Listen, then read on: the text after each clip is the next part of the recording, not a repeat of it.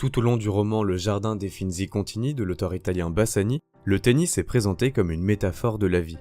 L'histoire prend place à l'aube de la Seconde Guerre mondiale dans l'Italie fasciste. Les protagonistes, juifs ou communistes, sont exclus de leur club et se réunissent sur un terrain privé en signe de résistance au fascisme. Le terrain et tout ce qu'il s'y passe sont le reflet du quotidien des personnages, de leurs relations, leurs pensées et leurs existences. La technicité du tennis est utilisée pour illustrer celle de l'art amoureux. Des parallèles sont faits entre le jeu des personnages et leur personnalité, et même malades, les jeunes gens s'acharnent à jouer après la nuit tombée, comme s'ils s'acharnaient à vivre en dépit des persécutions. Ces métaphores montrent que de simples actions liées à notre sport peuvent en réalité être dotées d'un sens insoupçonné. Notamment pour cette raison, je pense que le tennis est un sport magnifique, qui en plus apporte son lot de bénéfices. Alors creusons un peu cette question. Qu'on soit débutant ou expérimenté, le tennis est porteur d'enseignements quasi universels qui nous servent partout et tout le temps.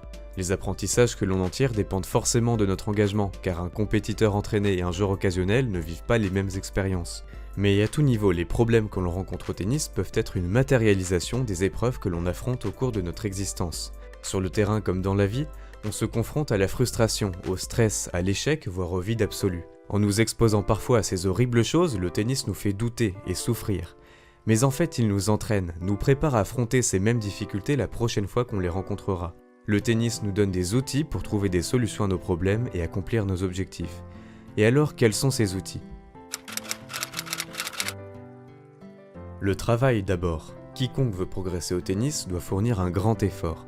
L'assimilation d'un geste requiert de le répéter des centaines, voire des milliers de fois, et l'entraînement physique quant à lui réclame une rigueur et d'interminables heures de dur labeur. Le tennis améliore aussi notre patience en la mettant souvent à rude épreuve, en fait presque en permanence. Il nous apprend que l'on ne peut pas toujours gagner instantanément et qu'il faut savoir construire méthodiquement ses points, ses jeux et ses matchs. Plus généralement, nous apprenons à être patients car il faut souvent du temps avant que notre travail ne porte ses fruits. Le tennis nous pousse à voir plus loin que deux mains. Parfois, les changements qu'on entreprend pour progresser peuvent d'abord paraître inutiles avant de payer à long terme. À l'heure où nous pouvons obtenir un tas de choses instantanément et sans effort, où nos capacités d'attention baissent sous les coups des stimulations permanentes, l'apprentissage de la patience est frustrant mais demeure crucial.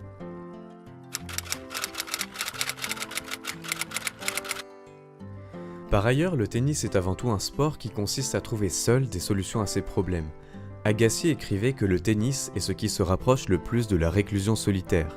Tel Robinson Crusoe, le joueur est obligé d'apprendre à s'adapter seul à son environnement. Il doit en permanence composer avec sa forme du moment, la météo, le terrain ou le jeu de l'adversaire. Devoir trouver des solutions par soi-même est très formateur et initie à l'autonomie. Le stress est également inévitable, on s'y confronte avant des matchs, au moment de conclure un point, un set ou une rencontre. Et s'il ne disparaît jamais, on l'apprivoise peu à peu pour mieux y réagir. Quand j'ai commencé la compétition, j'étais déjà terrifié une semaine avant un match, et dites-vous que je pouvais à peine manger mes miel pops. Je jouais paralysé, loin de mon niveau à l'entraînement. Mais plus d'une décennie plus tard, ça fait très bizarre de dire ça, le stress est moins présent et je parviens mieux à le transformer en énergie galvanisante.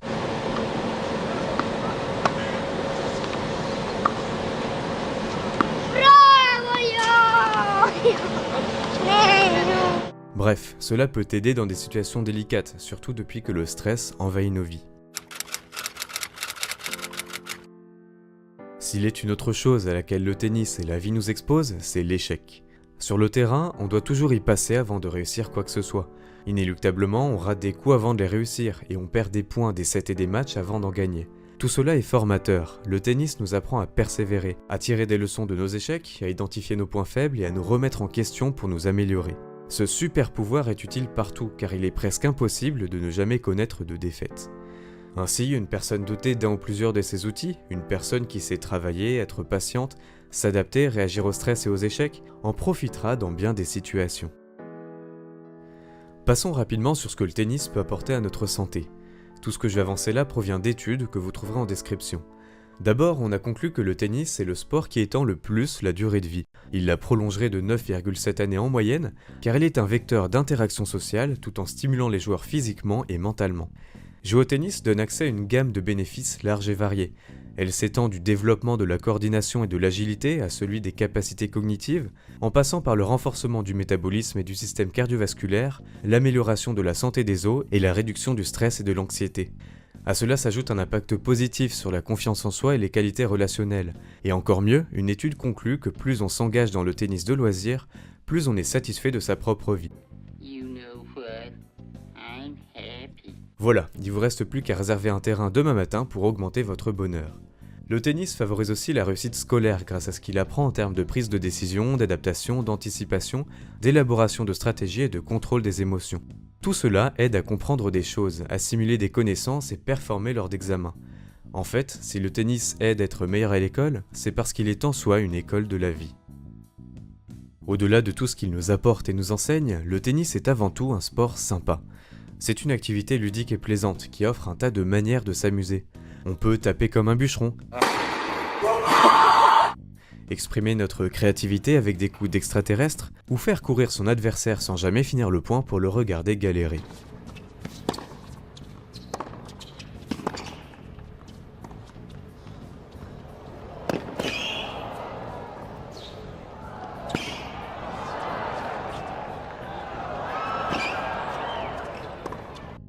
Il permet surtout de faire de belles rencontres et de vivre des expériences uniques. Pour moi, le summum du fun et ce qui me fait adorer le tennis, ce sont les matchs par équipe. On se lève à 6h du matin pour aller jouer dans un club à l'autre bout du monde. Avec un peu de chance, l'ambiance est bonne et on accueille avec du café et des pains au chocolat. On boit, on mange beaucoup, puis viennent les matchs où l'on peut soutenir un coéquipier puis s'émerveiller du talent d'un autre pour casser ses raquettes. On fait ce qu'on peut pour honorer notre club et lui donner la victoire. Et si on n'y arrive pas, on dit que c'est à cause des balles. On profite ensuite du trajet retour pour râler un peu sur le revers insupportable d'un adversaire ou se lamenter parce qu'on faisait plus de bois qu'une forêt ancienne. Mais quel que soit le résultat, on repart rarement sans avoir passé de bons moments et c'est ce qui compte. À tout niveau, jouer au tennis peut procurer des émotions fortes, positives comme négatives, qui nous font nous sentir vivants. Il est vrai qu'à court terme, quand elles sont négatives, on a plutôt envie de se sentir mort, mais ça ne dure jamais longtemps. Le plus important, c'est que comme beaucoup d'autres sports, le tennis est une bulle d'air, une échappatoire qui permet à n'importe qui de laisser ses problèmes au bord du terrain pour quelques heures. Cette vidéo est terminée, je suis sûrement passé à côté de plusieurs arguments intéressants, donc n'hésitez pas à en discuter en commentaire.